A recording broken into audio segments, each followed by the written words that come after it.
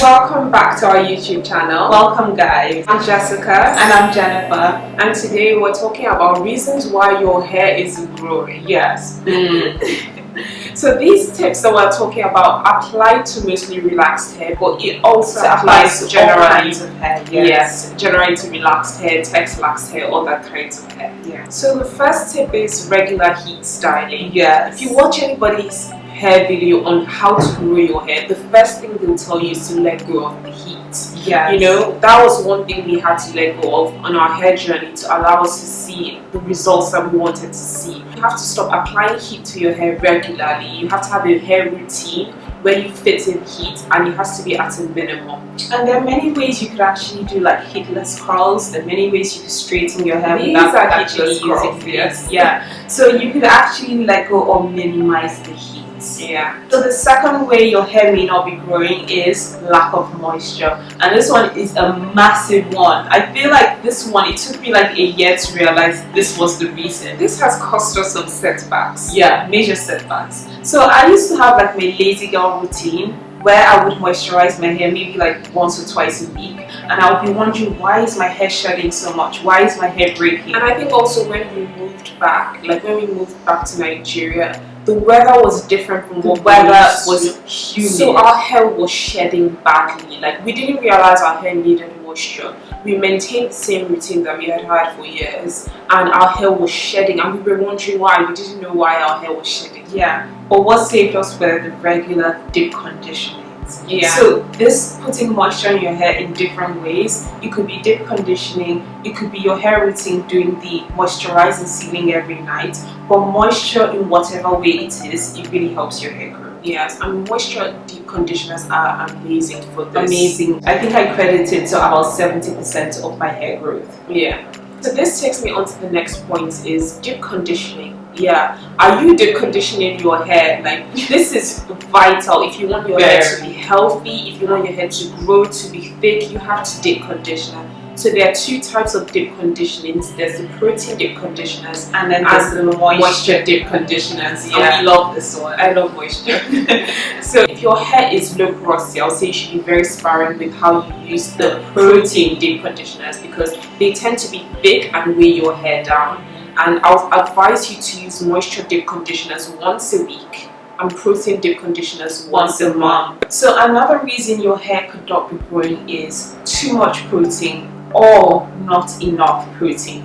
So you really need to find the protein balance for your hair. Now, protein is actually a really good agent in strengthening your hair and reconstructing it, especially if you use chemicals or relaxers in your hair. So you do need it, but you need to find out and try out for yourself what works for your hair. We have found that it works once a month for us. Yeah. So there was a period where we were trying to use the protein treatment too much, and it made our hair hard.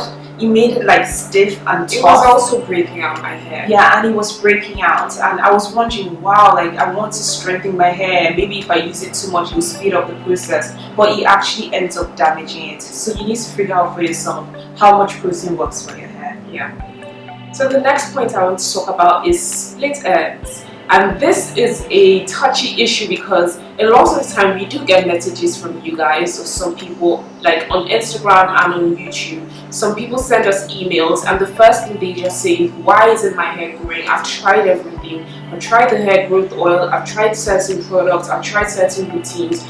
And the one thing I always say is, have you trimmed your ends? Yeah. Because you can try all these things, but if you're holding on to those dead ends, because some people have actually said, can I send you photos of my hair?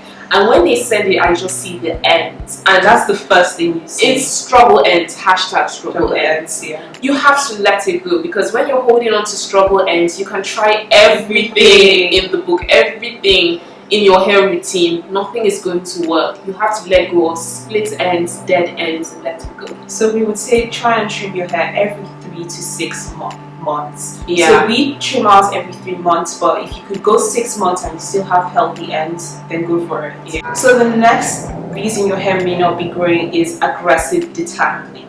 And this is a major one, especially in black salons. Like, this is one of the reasons why I stopped going to black salons. Now, there are some good sounds out there, obviously, but one of the reasons why I started taking care of my hair myself is because of the aggressive detangling and pulling out strands and using hair brushes or combs that aren't actually helpful to your hair, that are just tugging at your hair, your scalp. So you need to be very careful. If you want to detangle, it's best to actually even use a product. So use a detangler, put it in your hair. When it's actually softer, you could actually use your hands, not even a comb. You guys just not your use hair. your hands. Use your hands before you use a comb. Yes, and to add to the detangling, aggressive detangling, I'll say aggressive over styling or aggressive combing, because all of these things, to be honest, also affect the hair and its growth.